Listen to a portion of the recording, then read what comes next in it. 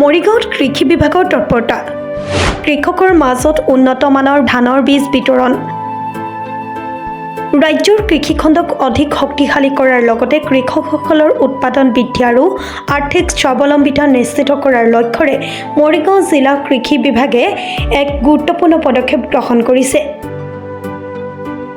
কৃষি মন্ত্ৰী পীযুষ হাজৰিকাৰ নিৰ্দেশ মৰ্মে জিলাখনৰ কৃষকসকলৰ মাজত সময়মতে উন্নতমানৰ ধানৰ বীজ বিতৰণৰ উদ্দেশ্যে এক আনুষ্ঠানিক কাৰ্যসূচী ৰূপায়ণ কৰা হয়।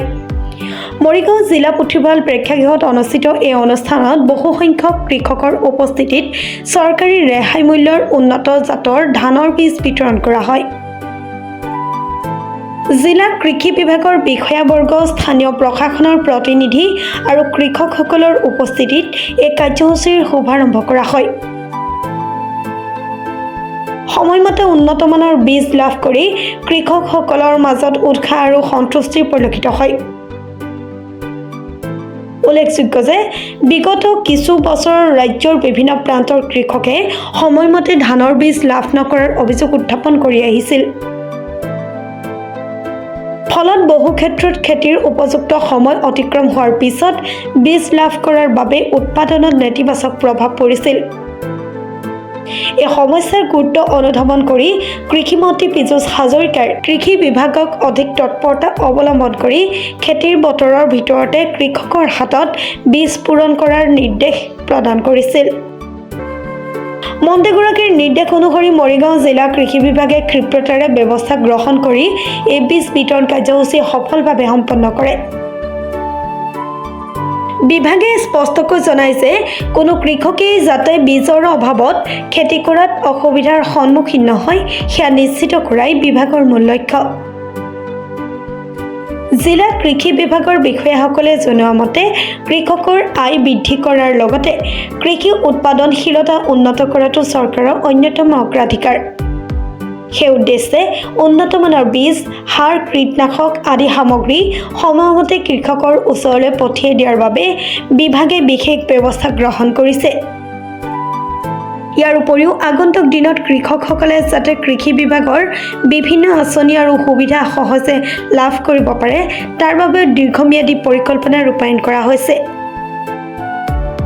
কৃষকসকলেও এই পদক্ষেপক আদৰণি জনাই কয় যে সময়মতে উন্নতমানৰ বীজ লাভ কৰাটো উৎপাদন বৃদ্ধিৰ বাবে অতি প্ৰয়োজনীয়। তেওঁলোকে আশা প্ৰকাশ কৰে যে এনে ব্যৱস্থা অব্যাহত থাকিলে কৃষিখণ্ড অধিক শক্তিশালী হোৱাৰ লগতে কৃষকৰ আৰ্থিক অৱস্থাৰো উন্নতি হ'ব। জিলা কৃষি বিভাগৰ এই সময়োপযোগী পদক্ষেপক কৃষক সমাজৰ লগতে সচেতন মহলেও ভূয়সী প্ৰশংসা কৰিছে। উন্নতমানৰ বীজৰ সঠিক ব্যৱহাৰৰ জৰিয়তে এইবাৰ জিলাখনত ধানৰ উৎপাদন উল্লেখযোগ্যভাৱে বৃদ্ধি পাব বুলি আশা কৰা হৈছে। কৃষি বিভাগৰ এই উদ্যোগে কৃষকৰ মাজত নতুন আশাৰ সঞ্চাৰ কৰাৰ লগতে কৃষি উন্নয়নৰ ক্ষেত্ৰত এক ইতিবাচক বাৰ্তা কঢ়িয়াই আনিছে। জিলা কৃষি বিষয়া কাৰ্যালয়ৰ মই জিলা কৃষি বিষয়া দিলীপ বৰাই সকলোকে স্বাগতম জনাইছো। আমি মৰিগাঁও জিলাত কৃষি বিভাগৰ মাননীয় কৃষি মন্ত্ৰী ডাঙৰীয়াৰ নিৰ্দেশ মৰ্মে জিলা পুথিভঁৰাল প্ৰাংগণত আজি প্ৰায় 800 কৃষকৰ উপস্থিতিত আনুষ্ঠানিকভাৱে শালি ধানৰ বীজ আৰু তিলৰ বীজ আমি কৃষকক বিতৰণ কৰাওঁ। এই অনুষ্ঠানত মৰিগাঁও জিলাৰ মাননীয় আয়ুক্ত মহোদয়ও উপস্থিতি আছিলে আৰু ইয়াতে এই আমাৰ কৃষক মৰ্চাৰ বন্ধু বান্ধৱসকল মানে কাৰ্যকৰ্তাসকল ইয়াতে আমাৰ গোটেই কামটোত অৰ্গেনাইজ কৰাত সহায় কৰে। ইয়াৰ জৰিয়তে আমি কৃষক বন্ধুসকলক আগন্তুক শালি ধানৰ বতৰত নতুন যোনটো বিধান CRR 310 বুলি যোনটো এটা শালি ধানৰ বীজ আহিছে, এই বীজটোৰ তাৎপৰ্যটো আমি তেখেতসকলক বুজাই দিবলৈ সক্ষম হৈছো। এই বীজৰ বিশেষত্বটো হৈছে কি ইয়াতে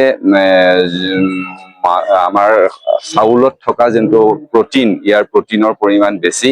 সচৰাচৰ আমি যিবিলাক আমি চাউল বা ভাত খাই থাকো ইয়াতে শতকৰা 5 পৰা 7% প্ৰটিন থাকে, কিন্তু ইয়াতে 10ৰ পৰা 12% CRR নতুন ধানটোত প্ৰটিন থাকে।